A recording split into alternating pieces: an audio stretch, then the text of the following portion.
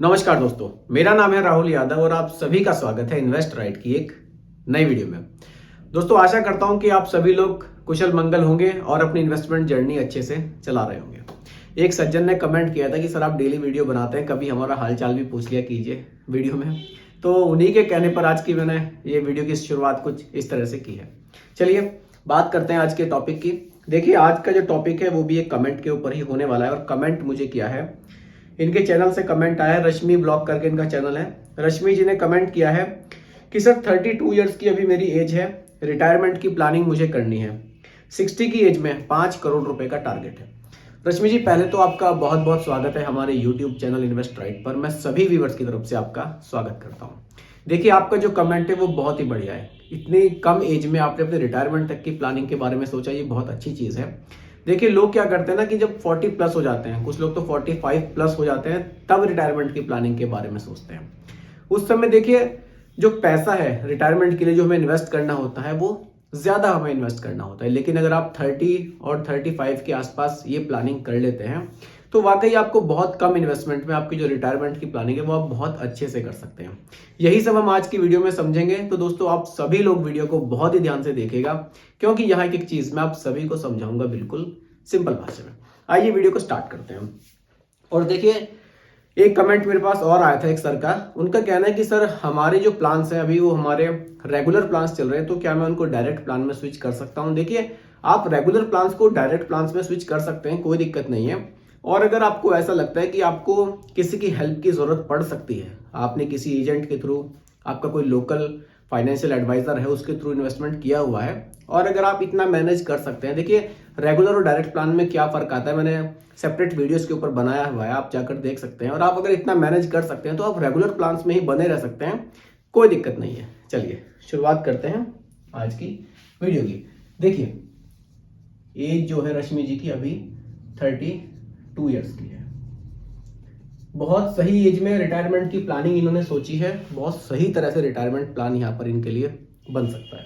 देखिए, वैसे तो म्यूचुअल फंड में प्रॉपर रिटायरमेंट सॉल्यूशन के नाम से भी आपको प्लान्स देखने को मिल जाएंगे, लेकिन अगर आप चाहें तो अलग से भी आप कुछ इन्वेस्टमेंट करके अपने रिटायरमेंट की प्लानिंग अपने हिसाब से भी कर सकते हैं। देखिए, यहां मैं सजेस्ट करूंगा एसआईपी अगर ये बहुत ज्यादा नहीं, 10,000 की एसआईपी अगर ये कर ले तो मेरे हिसाब से जो रिटायरमेंट प्लानिंग है इनकी वो काफी अच्छी तरह से हो जाएगी। और अगर 10,000 का अमाउंट ज्यादा है, क्योंकि इन्होंने मुझे अमाउंट नहीं बताया, चलिए हम 8,000 रुपए रख लेते हैं।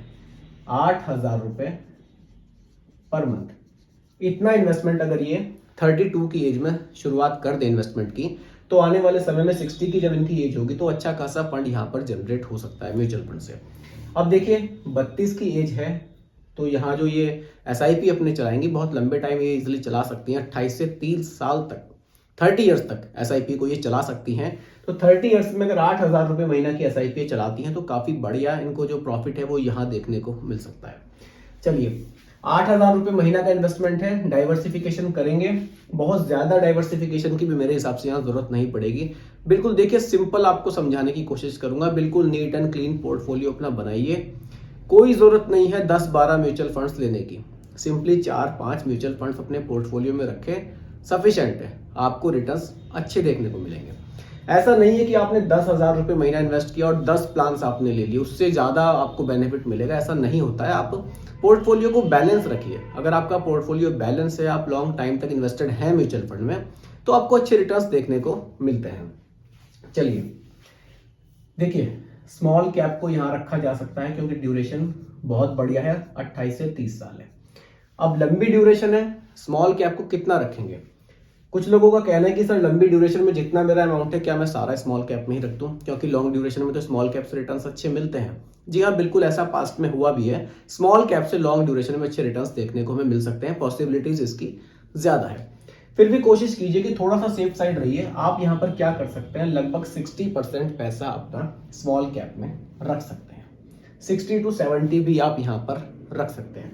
आप यहाँ पर 8,000 में से 5,000 रुपए रख लीजिए पर मंथ स्मॉल कैप में। फंड्स आप कौन कौन से ले सकते हैं? आप 5,000 को 3 फंड्स में डिवाइड कर सकते हैं। Nippon India, second quant, quant small cap, और थर्ड पे आ जाएगा हमारा एसबीआई स्मॉल कैप।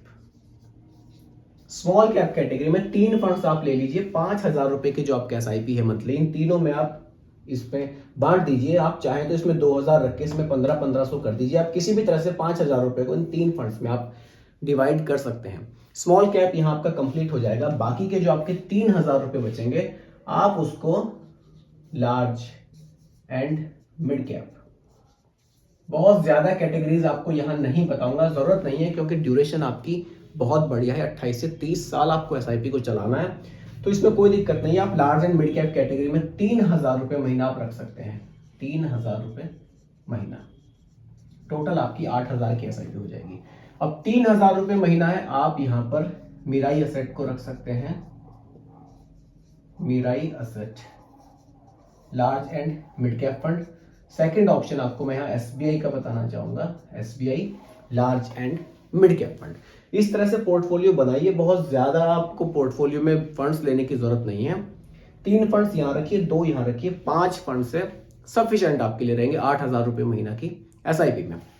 रिटर्न्स की अगर मैं बात करूं, देखिए स्मॉल कैप कैटेगरी में चाहे आप निपॉन देख लीजिए, क्वांट देख लीजिए, एसबीआई देख लीजिए, तीनों कैटेगरी में अगर आप देखेंगे जो आपके रिटर्न्स हैं, पास्ट के 10 ईयर्स के रिटर्न्स अगर आप देखें तो 24% से भी ज्यादा के रिटर्न्स हमें यहां देखने को मिले हैं। एनुअलाइज्ड रिटर्न्स काफी जबरदस्त स्मॉल कैप कैटेगरी से देखने को मिले हैं। अगर मैं बात करूं large and mid cap category, चाहे आप एसबीआई देख लीजिए, चाहे आप मीराई एसेट देख लीजिए, दोनों के ही जो रिटर्न्स हैं आपको 18 से 20% के आसपास देखने को पास्ट में मिले हैं। तो रिटर्न्स काफी जबरदस्त हमें दोनों ही कैटेगरी से देखने को मिले हैं। तो टोटल एसआईपी हमारा जो अमाउंट है वो 8,000 रुपए महीना का है, 8,000 रुपए महीना का। रिटर्न्स की अगर मैं बात करूं,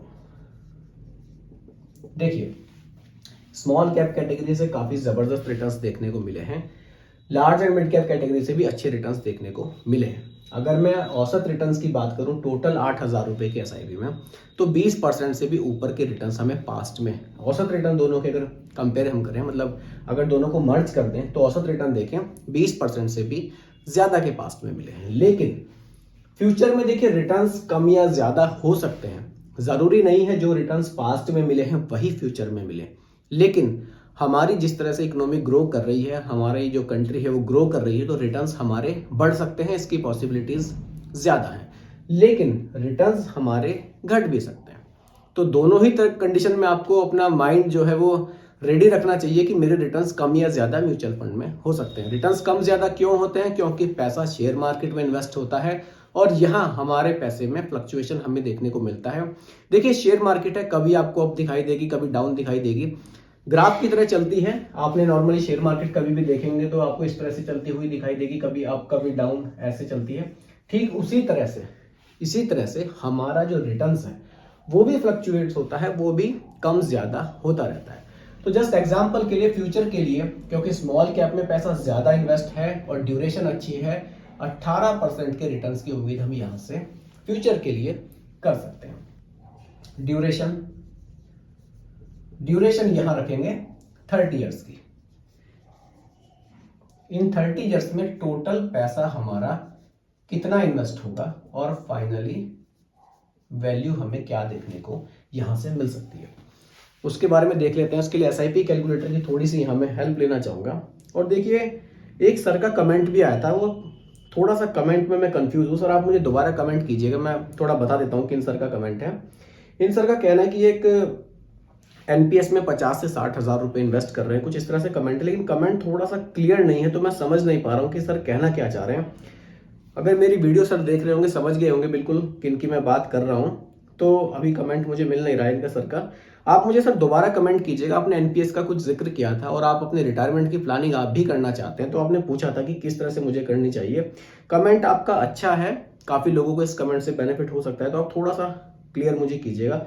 हाँ, कमेंट मुझे मिल गया, प्रेम भी करके कुछ इनका मेल आईडी से कमेंट है। एनपीएस के बारे में कुछ ये कह रहे हैं कि 50 से 60 हजार रुपये रिटायरमेंट के लिए इन्होंने इन्वेस्ट किया है, 4 से 6 हजार रुपये महीना ये और इन्वेस्ट करना चाहते हैं, लेकिन थोड़ा सा कमेंट में मैं भी कंफ्यूज हूँ, क्लियर नहीं है। तो प्रेम जी आप मुझे दोबारा कमेंट कीजिएगा, थोड़ा सा क्लियर कमेंट कीजिएगा, मैं आपके लिए एक वीडियो ज़रूर बनाऊंगा, क्योंकि कमेंट अच्छा है, काफ़ी लोगों के लिए ये वीडियो फ़ायदेमंद रहने वाली है। चलिए फिलहाल आ जाते हैं अपने टॉपिक पर, SIP कैलकुलेटर पर। 8,000 रुपये महीना की SIP, 18% का इंटरेस्ट मैंने यहाँ पर, एनुअलाइज रिटर्न्स मैंने यहाँ पर रखे हैं अगले 30 साल के लिए। देखिए वैल्यू इतनी ज़बरदस्त बन रही है, बहुत ही बढ़िया, आप लोगों को भी देख के मज़ा आ जाएगा। 8,000 रुपये महीने की जो आप इन्वेस्टमेंट कर रहे हैं, टोटल इन्वेस्टमेंट आपका 28,80,000 रुपये का हो जाएगा। 28,80,000। वैल्यू कितनी बन रही है, ये बड़ी चौंकाने वाली है। देखिए मैं तो आप लोगों को भी कहूँगा, जिनकी एज अभी 30-40 के बीच में है, इन्वेस्टमेंट शुरू कर दीजिए, क्योंकि इस तरह की अगर बड़ी वैल्यू आपको भी बनानी है ना, कितनी बड़ी वो देखिए, केवल 8,000 रुपये की SIP से 11.46 करोड़, लगभग 11.5 करोड़ रुपए की वैल्यू यहाँ देखने को मिल रही है। तो काफ़ी बढ़िया। देखिए 11.5 करोड़ रिटायरमेंट पर काफ़ी बड़ा फंड इनके लिए, ये बेनिफिट वाला फंड साबित हो सकता है, और आगे चल के ये चाहे तो इसी पैसे से अपनी जो मंथली है इनकम वो भी जनरेट ये कर सकते हैं। किस तरह से, उसके लिए एक सेपरेट वीडियो मैं बना दूंगा। अगर आपको आगे की वीडियो भी जाननी है कि अगर हमारे पास रिटायरमेंट का जो पैसा आता है उसको हम किन फंड्स में इन्वेस्ट करके मंथली इनकम जनरेट करें, तो उसके लिए आप लोग मुझे कमेंट कीजिएगा, मैं अलग से एक वीडियो इस टॉपिक पर ज़रूर बनाऊंगा। अभी इस वीडियो में बनाऊंगा तो ये वीडियो बहुत ज़्यादा लंबी हो जाएगी, शायद आप में से कुछ लोग बोर भी हो जाए। तो दोस्तों उम्मीद करता हूं कि टॉपिक आपको पूरी तरह से क्लियर हुआ होगा, और आप लोग भी अपनी जो फ्यूचर की प्लानिंग है, जो फाइनेंशियल गोल्स हैं, उनके लिए जल्दी से जल्दी इन्वेस्टमेंट शुरू कर दीजिए। जितना लेट होंगे इन्वेस्टमेंट का पैसा उतना ही ज़्यादा बढ़ाना पड़ेगा। जितना जल्दी शुरू करेंगे कम अमाउंट से भी आप फ्यूचर में अच्छे रिटर्न्स जनरेट कर सकते हैं। तो दोस्तों उम्मीद करता हूं कि टॉपिक क्लियर हुआ होगा। फिर भी कोई कंफ्यूजन हो आप लोग मुझे दोबारा कमेंट कर सकते हैं, रिप्लाई मैं आप लोगों को जरूर करूंगा। बाकी दोस्तों ये कोई रिकमेंडेशन नहीं है, एजुकेशनल पर्पस वीडियो आप लोगों के लिए बनाया गया है। वीडियो कैसी लगी कमेंट में जरूर बताइएगा, पसंद आई हो तो लाइक शेयर भी कीजिएगा, और मेरे चैनल पर अगर आप नए हैं इसको भी सब्सक्राइब आप जरूर कीजिएगा। बहुत बहुत धन्यवाद।